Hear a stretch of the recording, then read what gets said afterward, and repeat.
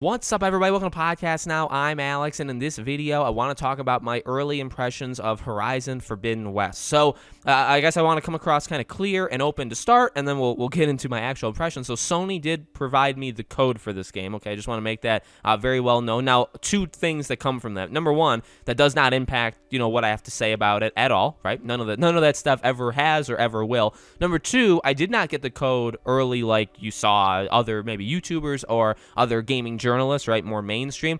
I got the code Thursday morning, so I had like a day's head start on other people. Okay, so I didn't make it that far, and that's why this is not what would be considered a full review. This is just, okay, well, what did I think, in my first, 10 or so hours, right? That's kind of where I'm at right now, playing the game. All right, so let's get into it.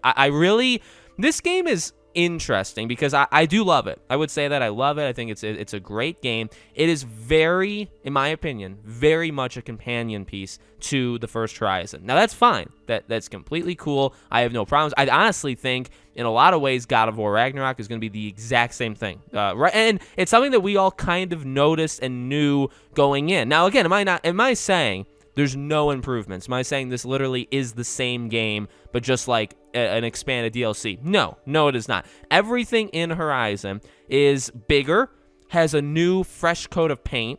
I would say most things are better. Really the only thing I would say maybe isn't better is I think there is a little bit more bugginess, glitchiness to it, but I honestly think that is a byproduct of it being bigger. And also I think Guerrilla, is going to fix these issues anyway. I wouldn't be too, worried about them. But that's what this game is. It's a game that improves, I think. And again, this is based off of where I'm at right now, just from what I can kind of tell. I haven't beaten the story, so I don't know. I obviously we've heard from gaming journalists that the story isn't as good as 1, so that's something obviously to keep in mind. But right now, everything does seem bigger and better. I would argue bigger and better in some way, right? But and I do want to stress this because I think this is I got asked this question when I was live streaming the game. Like, how does it feel compared to the first game? And the answer is very, very similar. In terms of the actual feel, moving Aloy, fighting the machines, right? It feels identical. It does. Now, and that's okay. I don't have any problems with that because, again, in and of itself of just moving around and platforming, getting from one location to the next, or actually fighting, doing your dodges, doing your slide. I love her slide. I loved it in the first game too, right? Like, all of that stuff feels almost identical, if not identical. But again, everything kind of has a fresh coat of paint. So you got the new enemies. You got, I think, new move sets even for some of the enemies, right? You have new weapons. You have just the visual. So the entire time you're moving around doing what would maybe be perceived as similar things to the first game, everything just looks better, around you. I said it before, and I will say it again, the water in this game may dethrone Uncharted 4 as the best water in any game ever. So I'm probably one day going to do like a top 5 or top 10 list of the best water in games. I don't think, besides Robert S. Pearson of PlayStation Access, there's not anybody else I would say that's able to do a list like that besides me. So I'm going to do that. But no, the water is phenomenal. That's another thing, right? There are, I would say, like big, like noticeable, improvements, things that you can obviously tell have been worked out visually. You could obviously tell things have been worked out.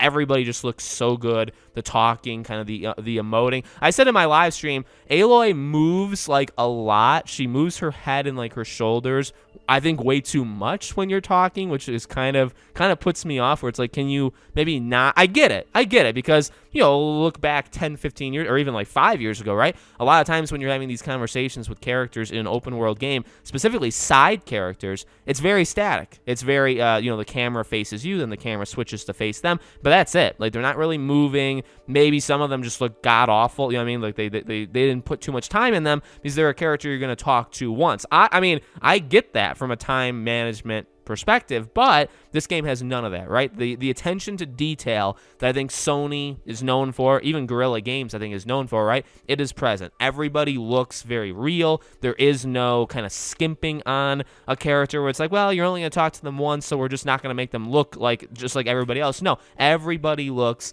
very, very good. I can already tell, like, again, so I haven't done too many of the errands or side quests or stuff like that, but I think it's very clear already that there's a lot more depth in these characters in terms of just what they're saying. I think the facial expressions kind of help that. But the side quests, I do feel like have more weight to them, right? They seem kind of more important almost than what we had in the side quests in the first game. So again, those are kind of like the noticeable, and maybe it comes across wrong, or maybe like people are going to say, well, you're not mentioning this or this that obviously is improved. No, again, let me say the game is vastly improved in a lot of different areas. It's a weird thing because I do think when you're actually playing it, it feels very similar. Like not a lot of time has passed between this game and the last game. That's what I'm saying. But everything around it, I do think has that really nice fresh coat of paint. It also is, by the way, just a new game.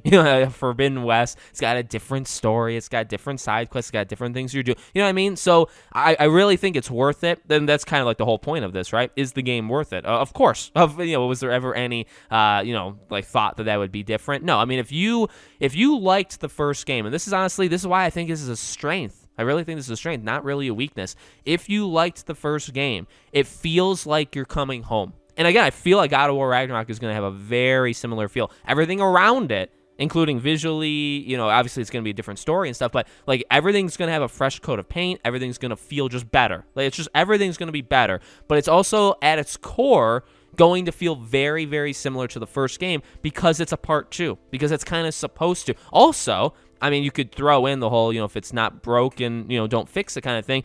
I kind of agree with that. Now, I think you can maybe use that as a cop-out sometimes for some things, right? But like in this game specifically, one of the main things that does feel so similar, right, is the combat. When you're rolling around, when you're using your spear, all that stuff, right, and you're attacking, machines of different kinds. Now, obviously, some machines are brand new, so like their weak points are going to be different. You're going to have to use different things to take them out. But like, at its core, it feels very similar to that. But like, it's so good. It was so good in 1. And I think, I've said it before, I think 1, Horizon Zero Dawn, was a very slow burn. I don't think, if you played the first 10 hours of that game, of just Zero Dawn, I don't think you'd really appreciate it for the game it is. And, it's definitely up to you to decide on yourself. I'm not telling you what to think, but I really think that game got better with time, and just the more you explored and the more you did, and the more you completed in that game, I think the better it got. Now, you could use that, well, Alex, how can you talk about this game, when you've only played 10 hours? Well, again, it's an early impressions. It's just kind of what what I'm surmounting from it when I'm thinking of it right now. So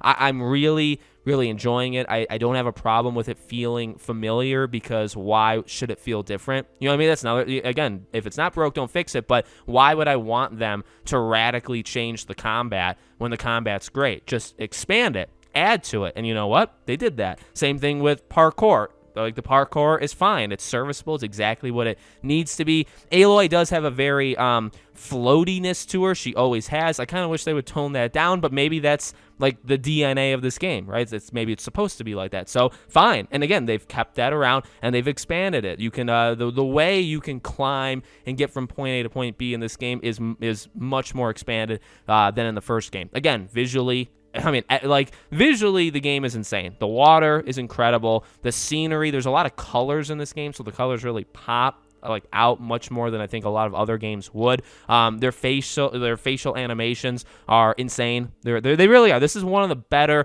I don't know if it's the best looking game ever, but I think it's got to be up there. And if you had a ranking list, it's got to be in that tier of these are some of the better looking games of all time, or at least right now. I don't know how maybe it'll age in 10, 15 years, right? But how good does any game age in that time? So I really think they nailed it across the board. Again, I don't know about the story too much. Aloy has always been a pretty likable character for me. She's not like my favorite game character of all time, though. And I know that there were some people that had some criticisms of her in this game. So, the only criticism I have of Aloy right now is she only has one tone. She can only talk kind of monotone. She doesn't really express emotion, but that's kind of her character. So I don't want to hold it over her too much. And also, again, she moves her body. And now that's not her fault. It's it's the animator's fault.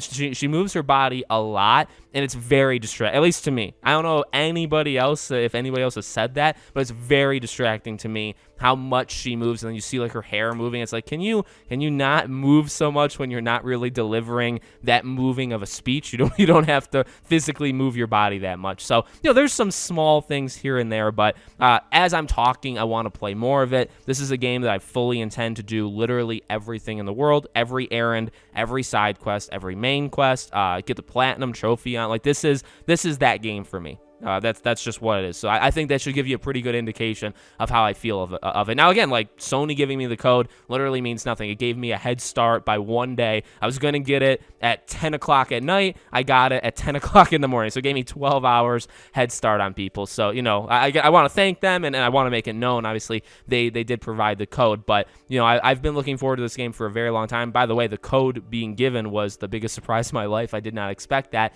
And again, it doesn't change anything. I really like this game, and I can't wait to play more of it. Let me know what you guys think in the comments below. Make sure you guys are subscribed to the channel. Hit the bell icon so you guys know when all these videos go up. I will be covering Horizon much more over the coming days and weeks. If you guys want to follow me anywhere else, all my social media, including our Patreon and YouTube memberships, are in the description below. Thank you guys for watching, and I hope to see you all on the next video.